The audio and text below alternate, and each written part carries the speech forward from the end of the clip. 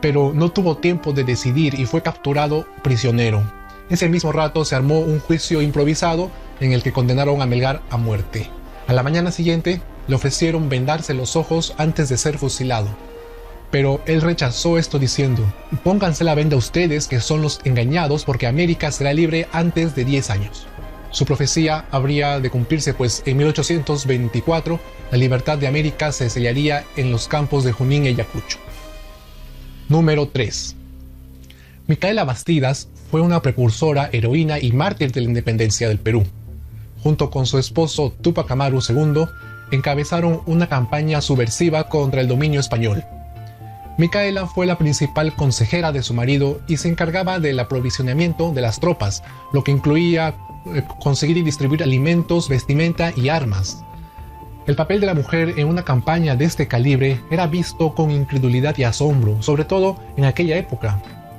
Durante la batalla de Tinta, el ejército de Túpac Amaru fue replegado y luego capturado.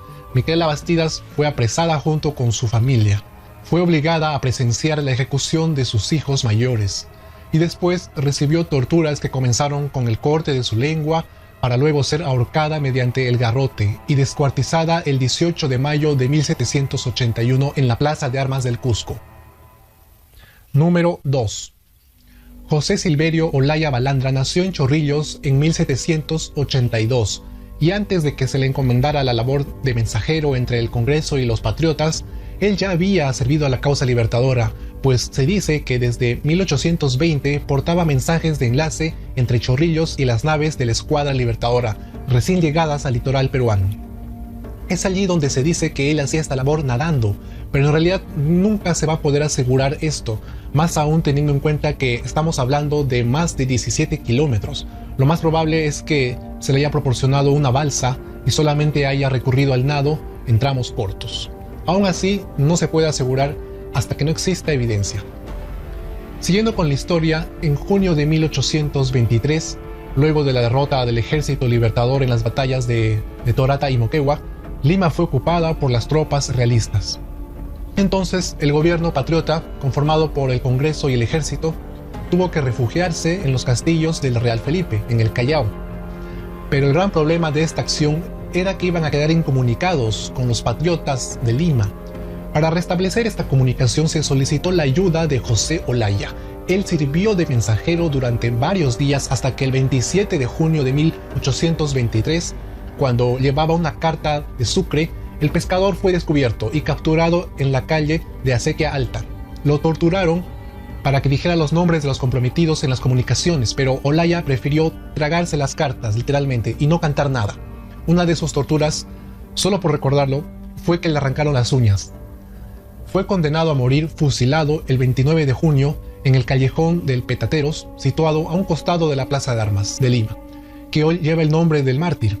Se cuenta que, antes de morir, se dirigió a sus captores diciendo: si 1000 vidas la tuviera, gustoso las daría todas por mi patria.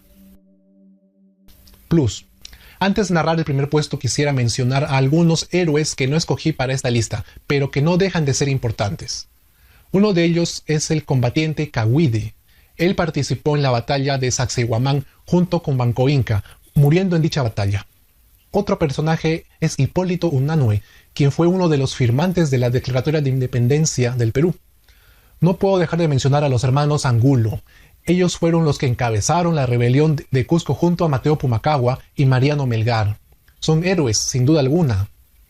Hay una mujer cusqueña que se llamaba Tomasa Tito Condemaita. Ella participó en la batalla del puente de Pilpinto sobre el río Apurímac. Luego fue capturada y ejecutada en la Plaza de Armas del Cusco. Me olvidaba de los incas de Vilcabamba. Ellos fueron 4: Manco Inca, Sayri Túpac, Tuti Cusi Yupanqui y Túpac Amaru I. Al inicio de este video ya mencioné de Manco Inca.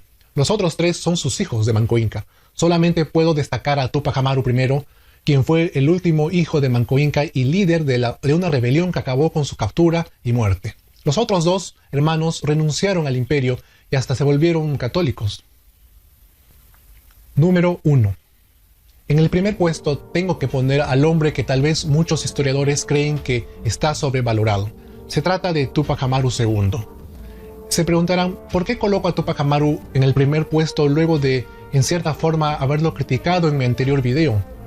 Bueno, en realidad solo mencioné que su rebelión no se debía a una causa patriota, sino más bien a la mala administración del virreinato debido a las reformas borbónicas de la época.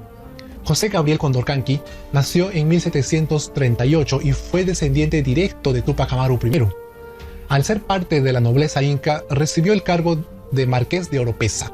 Estudió en una escuela de jesuitas y desde muy joven se dedicó al comercio, llegando a tener una fortuna considerable. Los motivos que propiciaron su rebelión fueron tres. En primer lugar está el incremento de los impuestos y alcabalas. En segundo lugar está la mita minera, el cual es un sistema que obliga al ciudadano a trabajar en la mina expuesto a crueles trabajos forzados. La tercera cosa fue los repartos mercantiles, que consistían en que solo el corregidor era el único que podía hacer negocio monopólico con productos de primera necesidad. Entonces, ante estos abusos, Tupac Amaru formó un ejército en donde su esposa Micaela Bastidas fue su mano derecha.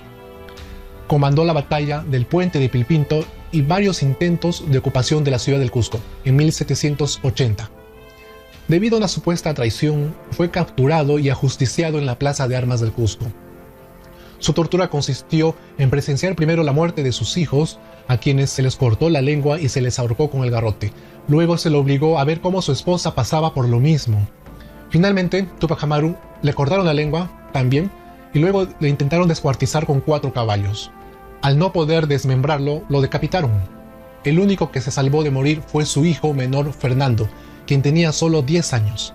Sin embargo, este niño fue condenado al exilio para que no se pueda vengar de adulto. Iba a estar en una prisión en el África, pero fue llevado a España donde cumplió condena. Allí escribió unas obras, de las cuales permanecen inéditas la mayoría, y es un tema digno de un próximo video. Tupac Amaru ocupa el primer lugar porque su rebelión constituye la más grande de Sudamérica, inclusive comparable con la Revolución Francesa que ocurrió solo unos años después. Su imagen sigue tomada como ejemplo de levantamiento indígena hasta nuestros días. Si te pareció informativo este video, regálame un like, comparte si crees que hay gente que ignora nuestra historia. Quiero mandar saludos para Luis Dextre Cabanillas, para William Vega, para Caterine, Jonathan Rodríguez, para Milagros y Carlos Giuseppe Martínez. Coméntanos qué héroe crees que olvidé nombrar en esta lista. ¿Cambiarías el orden de la lista? Propón una en los comentarios. Sígueme en Facebook, Twitter e Instagram. Los enlaces directos están en la descripción. Mi nombre es Hugo Javier y nos vemos en el próximo video. Hasta pronto.